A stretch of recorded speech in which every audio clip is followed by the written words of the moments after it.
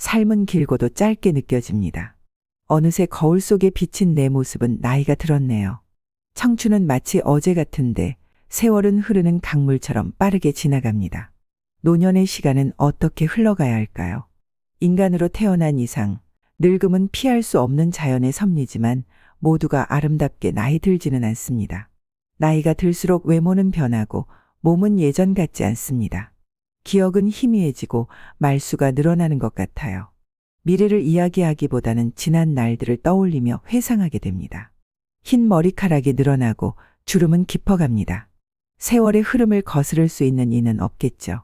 하지만 저는 주름진 얼굴 속에 담긴 세월의 깊이가 품위를 만들어준다고 믿습니다. 오래된 나무에도 아름다운 꽃이 피어나듯이 말이에요. 그렇게 피어난 꽃은 참으로 아름답죠. 가끔씩 인격이 훌륭하신 어르신들을 만나게 됩니다.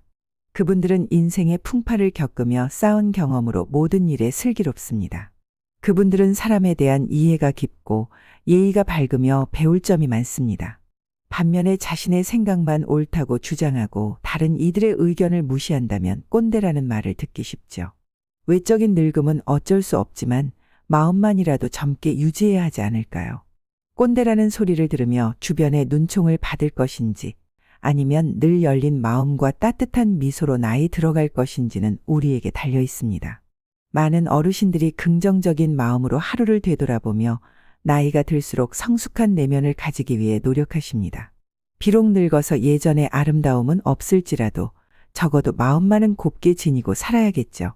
오늘은 나이가 들면서 피해야 할 5가지 행동에 대해 이야기해 볼게요. 이런 행동을 피하고 매일 조금씩 변화한다면 존경받는 어른이 될 수 있을 거예요. 첫 번째는 남이 나에 대한 험담을 하는 줄 모르고 말 독점을 하는 사람이 되지 말아야 합니다. 과거엔 평균 수명이 짧아 나이가 들면 대우와 존경을 받았습니다. 젊은 세대가 많고 노인이 드물던 시절, 나이 든 사람들은 목소리를 높여도 당연히 권위를 인정받았습니다. 그러나 이제는 시대가 바뀌었습니다. 오늘날 많은 어르신이 계시다 보니 오히려 큰 소리를 내면 눈살을 찌푸리게 만드는 경우도 생깁니다. 특히 대중교통이나 공공장소에서 목소리가 유난히 큰 경우 주변 사람들에게 불편을 줄 수 있습니다.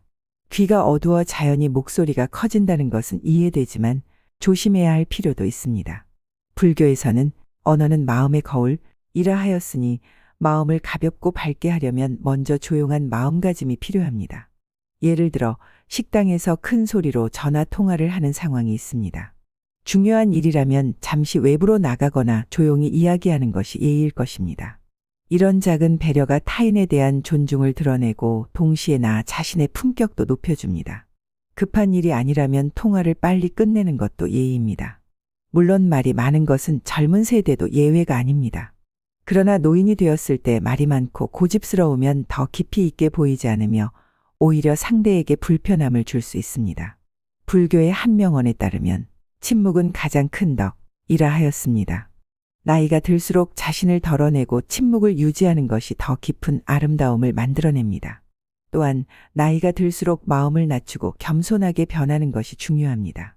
불교에서는 모든 것은 일어나고 사라진다 라 하여 지나친 욕망이나 아집을 경계하라고 가르칩니다.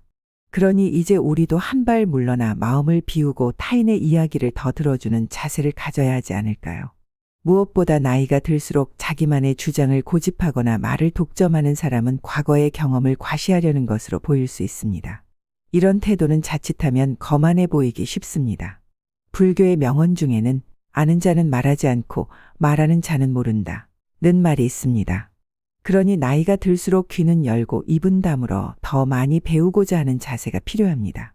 마지막으로 품격 있는 어르신이 되기 위해서는 세월과 함께 나를 낮추는 지혜가 필요합니다. 작은 일상에서부터 마음을 비우고 예절을 지키는 것, 그것이야말로 품위 있는 노년의 길이 아닐까요? 가만히 있어도 중간은 간다 는 말처럼 침묵이 아름다운 이유는 그 안에 가득한 여백이 드러나기 때문입니다. 두 번째, 나이가 들수록 분수와 겸손을 잊지 말아야 합니다. 나이가 들어서까지 입만 열면 자랑과 과장을 일삼는 이들이 있습니다. 스스로 잘났다고 여기는 모습이 거만해 보이지만 때론 친분 때문에 적당히 들어주기도 합니다. 하지만 시간이 지날수록 그 자랑은 점점 과해지고 듣는 사람 입장에서는 참기 어려운 부담이 됩니다. 한 친구는 만날 때마다 자녀의 성공을 자랑하곤 합니다. 흔히 하지 말아야 할 자랑으로 배우자, 자식, 재산 자랑을 꼽습니다. 특히 자식 자랑은 아무리 가까운 친구 사이에서도 삼가는 것이 좋습니다. 세상에는 자식의 성공으로 기뻐하는 사람도 있지만 반대로 자식 문제로 고심하는 사람도 많습니다. 자녀 때문에 밤잠을 설치는 친구 앞에서 자식 자랑을 하는 것은 상처를 덧내는 일과 같습니다. 불교에서는 행복은 내가 가졌다고 자랑할 때 멀어진다 라고 가르칩니다. 내가 가진 것을 자랑하는 대신 조용히 기쁨을 나누는 마음이 필요합니다. 사례를 들어보겠습니다. 한 지인은 자녀의 좋은 학벌과 직장을 이야기하며 성공적인 부모 역할을 과시했습니다. 그러나 다른 친구는 자녀의 진로 문제로 속상해하는 상황이었죠. 이때의 자랑은 그저 상대방에게 상처가 되었을 뿐입니다. 오랜 친구와 진정한 우정을 유지하고 싶다면 내 자랑을 절제하고 진심으로 상대방의 이야기에 귀 기울이는 자세가 필요합니다. 자녀 자랑은 가족끼리 나눌 때 오히려 더 소중하게 빛나기 마련입니다. 또 다른 예로 공적인 자리에서 자신의 성과를 과시하는 사람을 볼 수 있습니다. 겉으로는 대단해 보이지만 정작 가까이서 들여다보면 내실이 없는 경우가 많습니다. 보이는 것에 불안을 느껴서 끊임없이 자신의 우월함을 입증하려는 것입니다. 불교 명언에서 비어있는 자가 가장 크게 외친다 라는 말처럼 내면의 불안과 공허를 메우기 위해 더 큰 목소리로 자신을 자랑하는 것이죠. 진정으로 삶에서 성취를 이룬 사람들은 자랑할 필요가 없습니다. 그들은 나누고 배려하는 데에 여유가 있어 그 자체로 사람들의 존경을 받습니다. 한 유명한 예술가는 성공은 빛을 내고자 애쓰지 않을 때 자연스레 빛난다 고 말했습니다.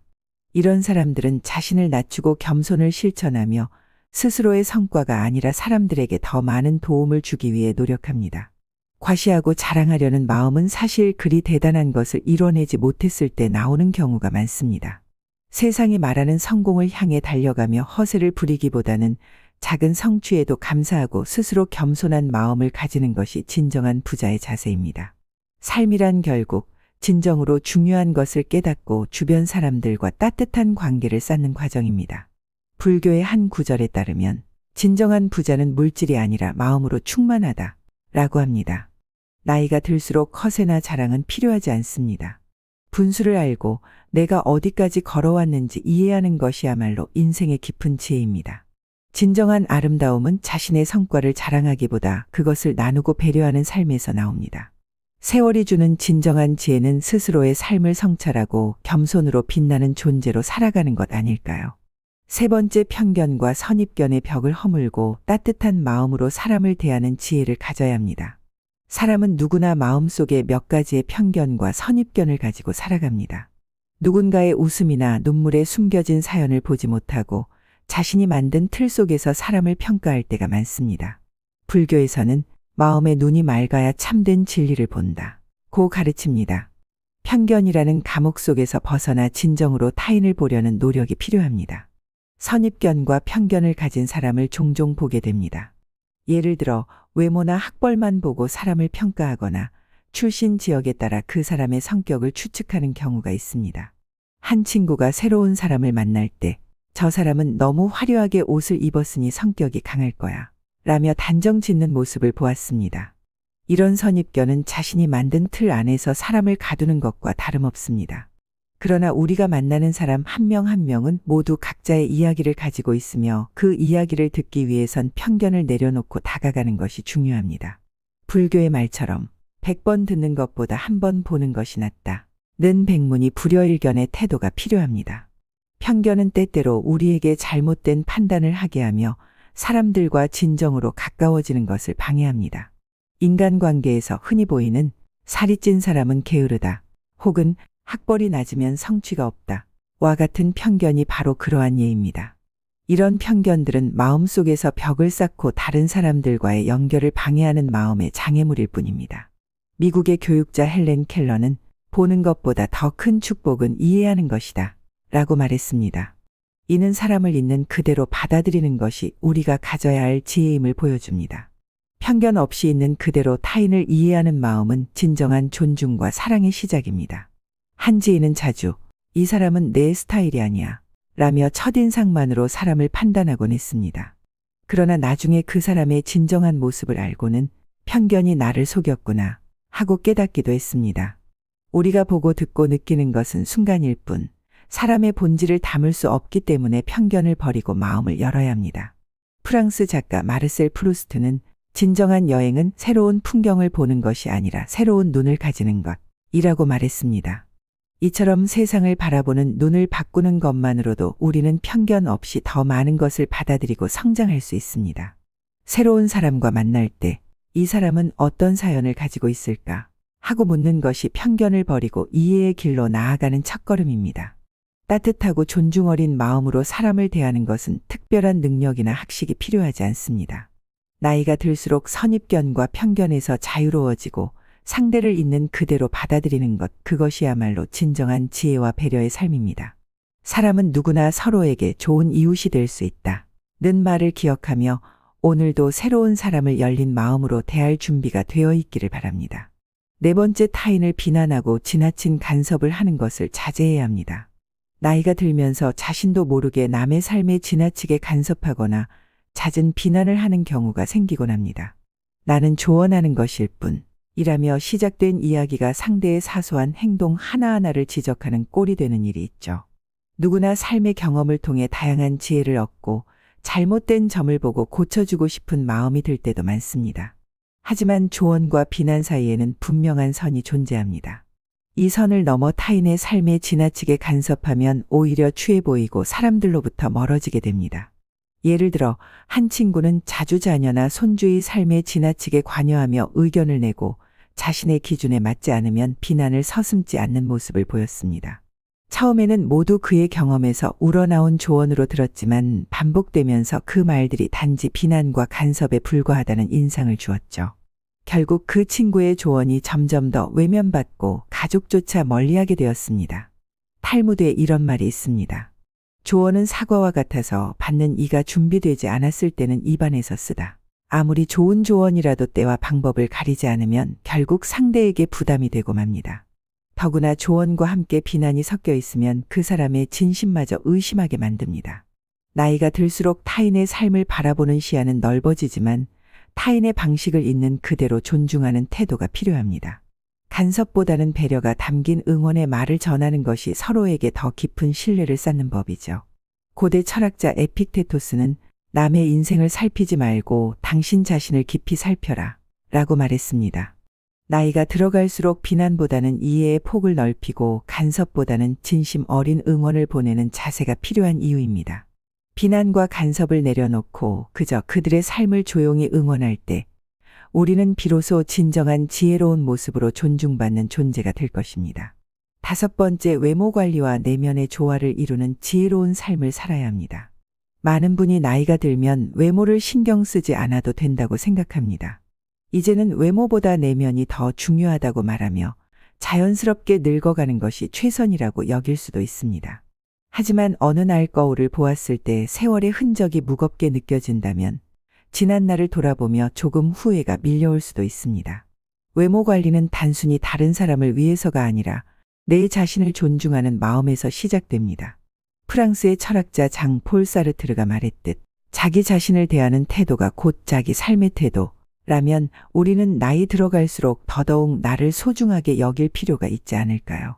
사람들은 종종 미용실에 다녀오면 기분이 한층 좋아지는 경험을 합니다. 헤어스타일을 바꾸거나 피부 관리를 받는 일은 단지 외모를 위한 것이 아니라 감정에도 긍정적인 영향을 미칩니다.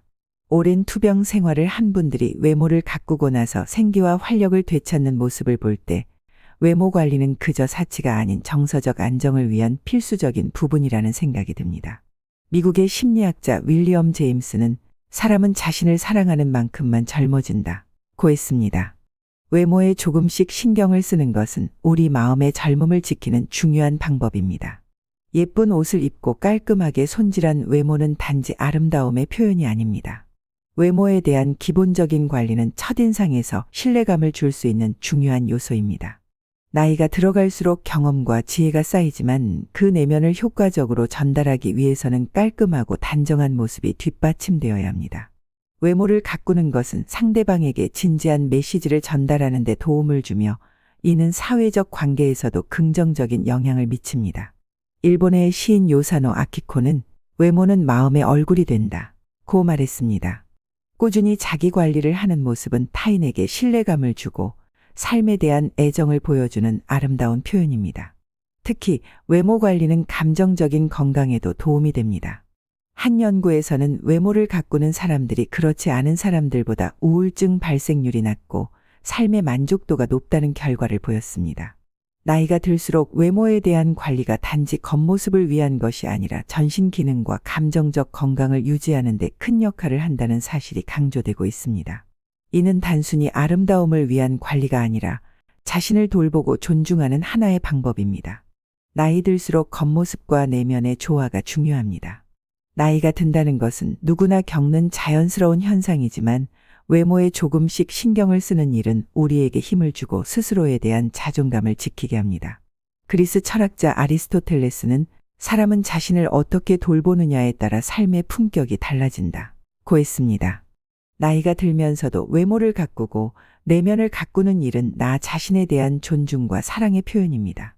무엇보다 중요한 것은 외모 관리가 단지 젊음을 유지하기 위함이 아니라 내면의 품위를 반영하는 것이라는 점입니다. 삶의 마지막 순간까지 나를 존중하고 가꾸는 마음을 가지는 것은 우리에게 더 나은 삶을 선사합니다. 나이가 들었다고 흐트러진 모습으로 스스로를 방치하기보다는 작고 소박한 관리로 내 삶에 대한 애정을 표현하는 것. 그것이야말로 진정한 인생의 품격 아닐까요? 오늘의 지혜를 마음에 새기고 내면과 외면이 조화를 이루는 삶을 향해 나아가길 바랍니다. 날마다 더 아름답고 풍요로운 노년의 시간을 만들어 가기를 응원합니다.